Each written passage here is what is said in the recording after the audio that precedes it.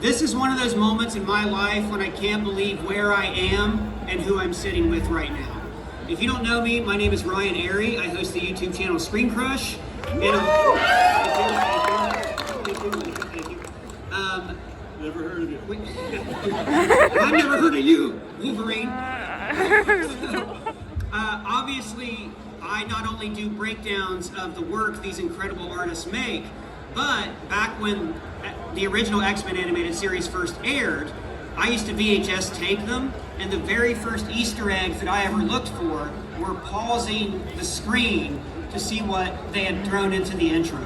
So like, just even being on this table with you guys is a massive honor for me as a fan of the old series and of X-Men 97. So give them a round of applause for being here. This is obviously really special. We have a great mix of people from the 90s series and from the original series. I'm just going to briefly allow everybody to say who you are, who you play, and then the one, the only, the great Larry Houston is going to go through a special presentation for us about the old show, a little bit of the new show, and then we're gonna do some questions with you guys, where I'm just gonna have you stand over here and ask your question to me, and I'll repeat it. Before that, there's a few things I just have to ask, because this is like a dream for me to be up here. So, let's just have everybody go through. See who I am? I'm Kyle Dodd, the voice of Wolverine. I'm Ross Marquand, and I play Professor X in Apocalypse. I'm Holly Chow, and I voice Jubilee. Guy Agostini, and I voice Sunspot. Ron Rubin, more from the original X-Men TAS, and President Kelly from 97. I'm really loud, apparently. I'm Catherine Disher. I was Jean Grey in Phoenix in the original, and I'm Val Cooper in 97. And Larry, who do you play? I play the producer-director of the original series, and I'm also the consultant producer on X-Men 97. I'm a big fan of Ross's, not just your work as a voiceover artist, but Red Skull, and you're a great impressionist. And I don't want to put you on the spot, but one of my favorite fan castings for Professor X was always John Malkovich. And I was curious if you could maybe speculate what it would sound like had John Malkovich been cast as Professor Xavier. He'd probably sound something like this. It would be a very angry John Malkovich, of course. That would be an interesting choice. I don't know what. And to me, my X-Men. All right, one more and then I'll leave you alone. But I could force him to do this all day. Brad Pitt as Wolverine. Yeah, listen, Bob. I don't want to have to fight you, but I totally will. You know, me and Angie, we got a lot of unresolved issues. I'm like angry and stuff. Get off of my plane. I don't know. It's a good thing you didn't like have to ride in the car with me on the way here, because it would have been like, oh, Ross. Red Skull as Jean Grey. All right, my first question then is for Cal. You got a unique opportunity with X-Men 97 to revisit a character that you played almost 30 years ago. Was there anything from this season, a Wolverine moment, that you were so glad you got to go back and do, like for the character, that for you is like important for Wolverine? Like for instance, we finally got Wolverine and Jean Grey. What was that scene like where the two of them finally had like that emotional truth moment with each other? Yeah, where he admitted, where the two, so there were two characters on the show, where they basically said they had a connection together. Because that's always like the number one ship we always hear is like Wolverine and Jean. So is there anything from that or anything else about getting to revisit the character that was in particular really great for you to do? Number one, I went back and... Can you hear me? Yeah. Can you guys hear? Yeah. Because I can't hear you. Okay, sorry. Hi, Larry. How are you doing? Kathy's down there too, there's no Jean Grey. I forgot the question. The question was, when you did X-Men 97, was there anything in particular about revisiting Wolverine where you felt like, yes, this is a moment with this character that I'm glad that I got to have, that I got to come back 30 years later and do this scene? Yeah. It's when Jean was expecting and the baby arrived. This is where the Wolverine is dropped down in value. Jean is about to have the baby. Well, she said she's in the scene. In the scene, it happens. She says, "He's here." There's only Wolverine and her together. Oddly enough, she said, "He's here. He's here." And Wolverine goes, "Apocalypse." And she says, like in her head, she's going, "No, you imbecile." "No, the baby." And this is typical Wolverine response. It's only one word, well, maybe two. "Oh crap." And then he drives her to the hospital. He loves her to death still. And he gets in the hospital, and we might have to do a cesarean. And Wolverine said, "I'll show you a cesarean."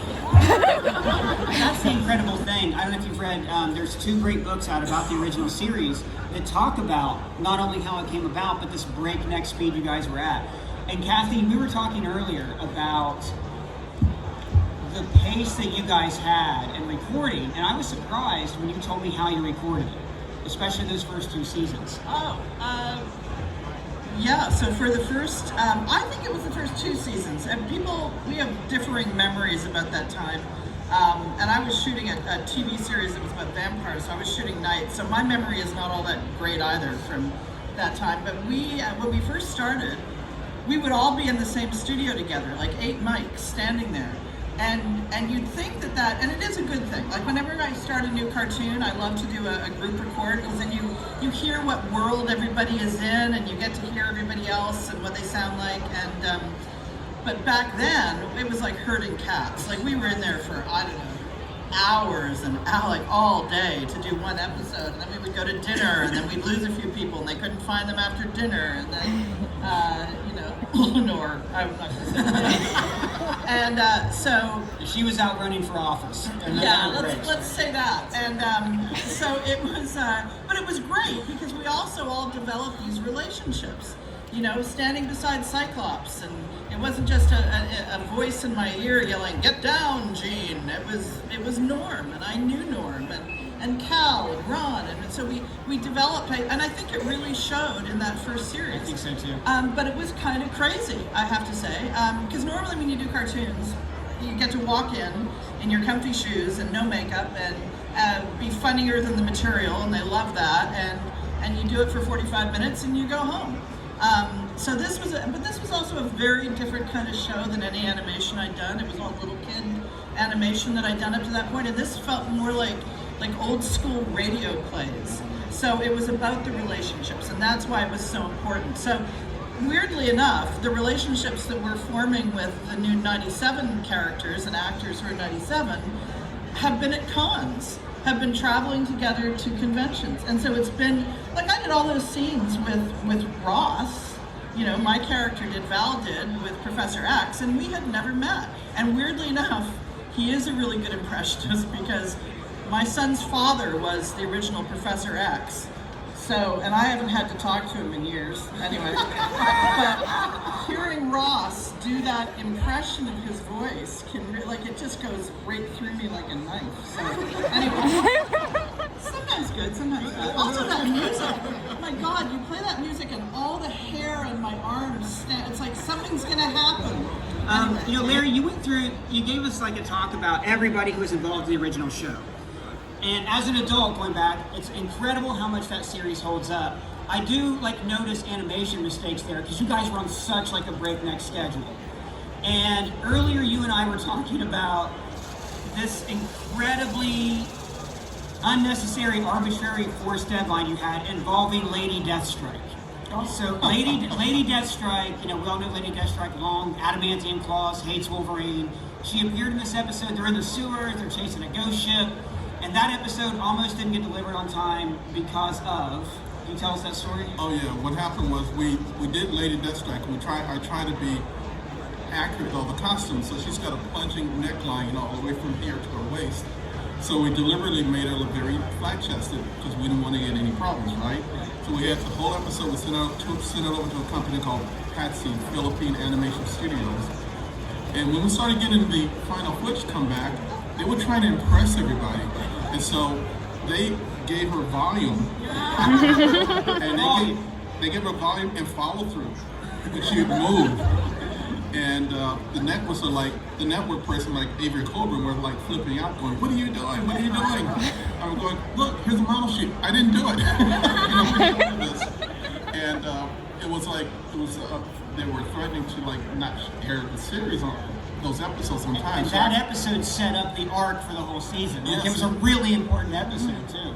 Yeah, so I came up with a solution, which was I created this like white area, like a T-shirt. Yeah, you gave her a Just T-shirt. cover it up.